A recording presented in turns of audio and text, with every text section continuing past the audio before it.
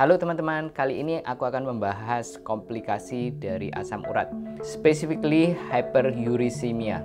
Sebelumnya kalau teman-teman belum subscribe, silahkan subscribe. Terima kasih banyak atas supportnya. Ada dua komplikasi utama yang bisa terjadi kalau asam urat di dalam darah tinggi. Nomor satu adalah gout atau radang di sendi akibat dari kristal asam urat. Radang sendi ini bisa terjadi di semua sendi. Tapi ada 4 sendi yang paling sering terkena asam urat. Sendi lutut, sendi pergelangan kaki, sendi jempol kaki, dan sendi pergelangan tangan. Jadi 4 ini adalah lutut, pergelangan kaki, jempol kaki, dan pergelangan tangan. Tapi kalau Anda mengeluh nyeri di sendi-sendi ini, bukan berarti Anda terkena asam urat.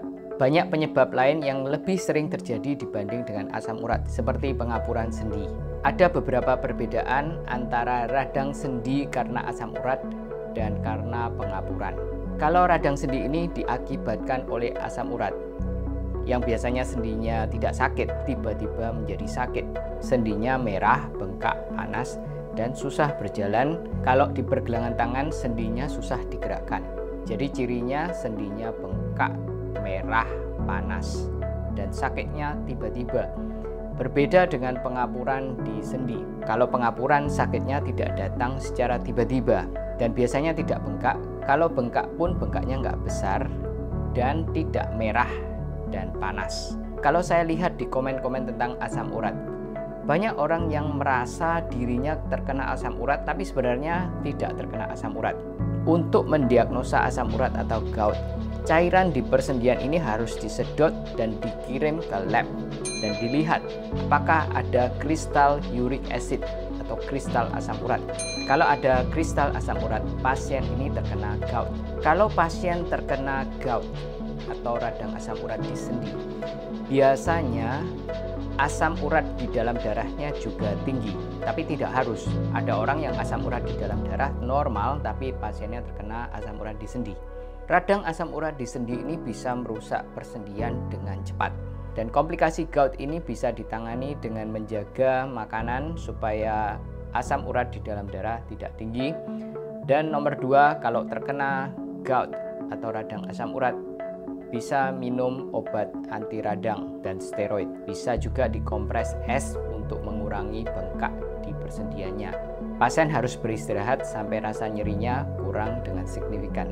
Pada tahap akut, biasanya dokter memberi obat colchicine sampai sakitnya hilang, lalu diteruskan dengan obat allopurinol untuk menurunkan asam urat di dalam darah. Tentunya pasien juga harus menjaga makanan dan menjaga berat badan seperti yang sudah saya sharekan di 3 cara untuk menghindari asam urat. Komplikasi kedua adalah batu ginjal yang disebabkan oleh asam urat yang mengendap di saluran kencing. Saya tidak membahas masalah batu ginjal ini secara detail karena saya bukan ahlinya. Kadang-kadang batu asam urat ini besar sekali dan ngeblok saluran kencing sehingga air kencing tidak bisa turun ke kandung kemih. Akhirnya ginjal menjadi bengkak. Kadang-kadang bisa terjadi gagal ginjal karena masalah batu ginjal yang besar. Kalian semua harus hati-hati menjaga makanan supaya asam urat di dalam darah tidak tinggi dan menyebabkan komplikasi-komplikasi asam urat. Di video yang akan datang aku akan bahas tentang bagaimana cara kerja dari obat asam urat. Semoga video ini berguna bagi kalian semuanya. Yang belum subscribe, silahkan subscribe, like, dan share video ini ke teman-teman yang lain. Terima kasih banyak sudah mendengarkan dan sampai jumpa di video yang akan datang. Bye-bye.